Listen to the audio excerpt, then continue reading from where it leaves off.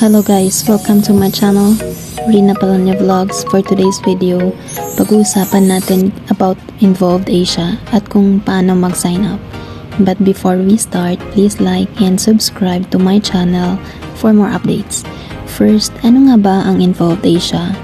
It is the leading affiliate marketing platform for partners and advertisers to grow their online revenue. It is a Malaysian-based performance marketing company that connects people who want to sell something online.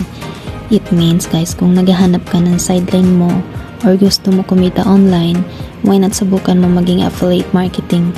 Pwede mo itong magawa sa loob lang ng pamamahay natin. At ang kinaganda dito ay pwede mong gamitin ay ang cellphone, laptop, or di kaya computer kung meron tayo. Ang gagawin mo lang ay magpo-promote tayo ng mga product galing sa Lazada or sa Shopee. At marami pang iba. Kung wala pang pangbili ng mga produkto, pwede mong i-copy-paste ang mga pictures galing sa Google. And ikaw nang bahala kung paano mo siya papagandahin sa pag-promote. Napansin mo ba? Habang nag-i-scroll tayo sa mga Facebook natin, may makikita tayo ng mga link kagaya nito. Example yan ng link sa Involved Asia. Pwede mo rin yan gawin sa TikTok kung meron kang TikTok. And kapag may nag-click sa link na pinost mo and bumili siya, automatic may marireceive kang commission galing sa Involved Asia. So ngayon guys, papakita ko sa inyo kung paano mag-sign up sa Involved Asia. Una guys, punta tayo sa Google and type natin yung Involved Asia and then click mo yung nasa taas and then create account and just continue and choose the main property you would promote. Nasa sayo na yun kung ano yung pipiliin mo dyan sa apat na yan. And select one media account. Pili ka kung alin dyan ang gusto mong i-promote, like gusto mo Facebook, TikTok, YouTube. Pili ka lang dyan. And then pero ako ang napili ko ay Facebook. Ngayon, pag once na-clinic mo yung Facebook dyan, mapupunta ka dun sa may what is the link to your social media profile. So, hihingan tayo ng link ng profile natin sa Facebook. So, babalik ka dun sa Facebook mo and then i-copy-paste mo yung URL doon sa Facebook account mo and then i-paste mo dito sa may social media URL. And then, once na-paste mo na yan, may question dyan, what do we call your property? Ikaw nang bahala kung anong gusto mong pangalan. Kahit ano, pwede naman dyan ilagay. And then, may question dyan na do your followers recognize you?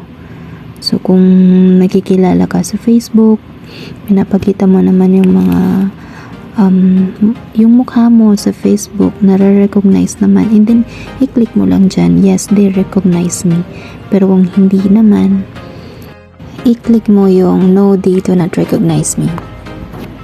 After that, may question dyan na how many followers are on this account. So kung meron kang 1,000 below followers, i-click mo yung 1,000 below. Pero kung above naman 1,000, i-click mo yung 1,001 to 10,000 followers. And then next, what would you like to promote? Anong gusto mo daw yung mga promote?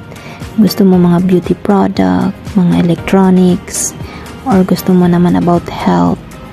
Pili ka lang dyan, pwede dyan mga tatlo. And then next, dito, i-click mo lang yung individual kung individual ka, pero kung nag-represent ka sa company, click mo yung represent the company. So dyan, hingan ka ng first name, last name, and then involved profile name. Lagay mo lang yan dyan, anong gusto mong pangalan. And then country residence, syempre Philippines, audience country, Philippines, tapos yung currency, lagay mo Malaysian ringgit.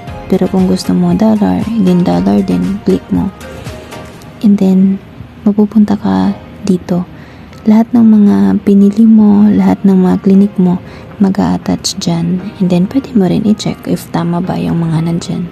Next, after nyan, tapos ka na sa application.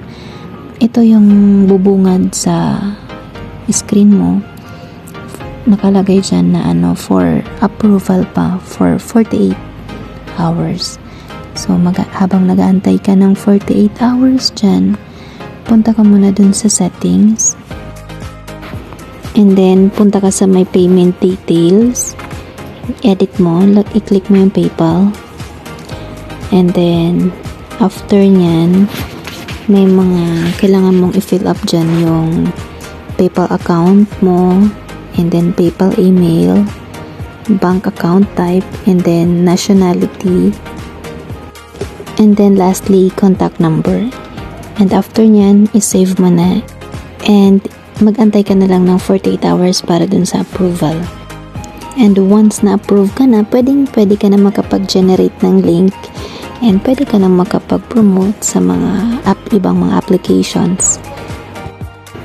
And once again, this is Rina Polani Vlogs, and if nakatulong yung video na to, please like and subscribe to my channel, and this is to remind you to continue to learn and grow in every situation. And if my questions kayo, leave a comment below and I'll try my best to answer your questions, and I'll see you.